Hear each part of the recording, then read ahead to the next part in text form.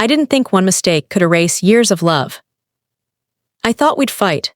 I thought he'd yell, maybe cry, maybe even leave for a few days. But I never imagined this. I never imagined my own husband would look at me like I was a stranger. His name is Daniel. We've been married 9 years. We weren't perfect, but we were close. We laughed easily. We had routines that felt safe. Morning coffee together. Late night talks in bed. Small kisses in the kitchen just because we passed each other. Those little things were our language. And I destroyed it. It didn't start with some grand affair. It started with loneliness I didn't talk about. Daniel had been working longer hours. He was tired all the time. When I tried to talk, he'd listen, but half distracted. I told myself he didn't see me anymore. Instead of fighting for his attention, I looked for comfort somewhere else. It was a coworker, nothing special. Just someone who listened too closely, laughed too easily, noticed when I wore something different. The attention felt good, like I was visible again. I told myself it was harmless. Then one night it was. The guilt hit me before I even left the parking lot. My hands were shaking on the steering wheel. I kept seeing Daniel's face in my mind, the way he smiles when he's half asleep, the way he always reaches for me in the middle of the night. I should have told him immediately. Instead, I tried to pretend it never happened. But guilt changes how you move, how you speak, how you look at someone, Daniel noticed. "You've been quiet lately," he said one evening. "I'm just tired," I replied. He nodded, but his eyes searched my face longer than usual. A week later, he found out. I don't even know how. Maybe he saw a message. Maybe someone told him. All I know is he came home early one day, stood in the doorway and said, "Is there something you want to tell me?" My heart dropped. I could have lied. But something in me broke. "Yes," I whispered. I expected shouting. Instead, he just sat down slowly on the couch. "Okay," he said.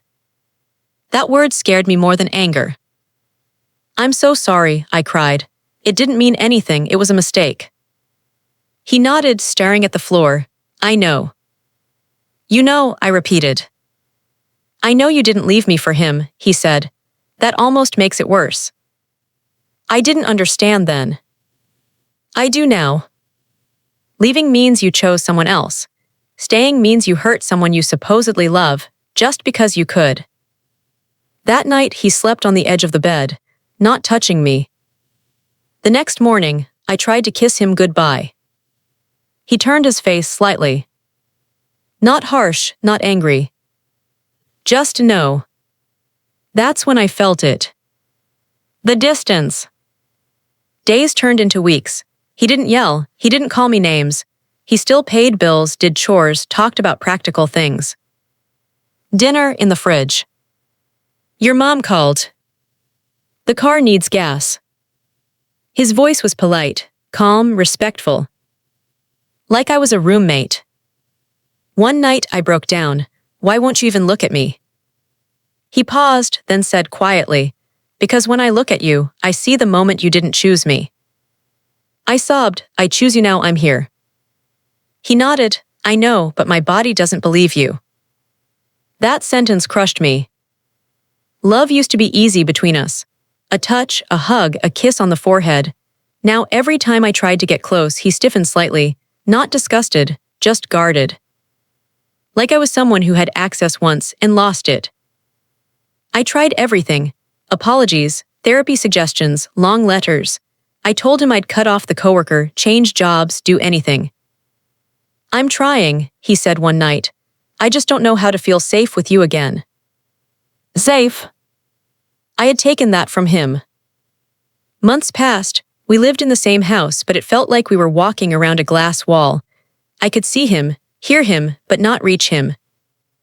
One evening, I found him sitting alone in the dark living room. "I miss you," I whispered. He looked up, eyes tired. "I miss who I thought we were." I sat on the floor in front of him. "Do you hate me?" He shook his head slowly. "No, that would be easier. I just don't recognize us anymore." "Will you ever kiss me again?" I asked, my voice small. He closed his eyes for a moment. "I don't know." That was the hardest truth of all.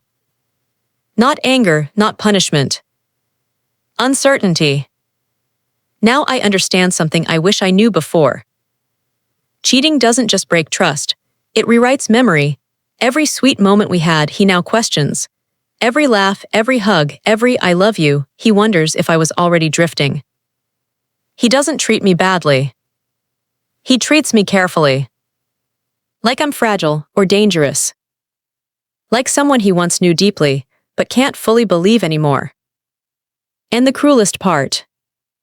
I would give anything to go back to being someone he kissed without thinking. Now, every time he says goodnight without touching me, I feel the weight of what I did. Because forgiveness might come with time. But the way he used to look at me, that may never come back.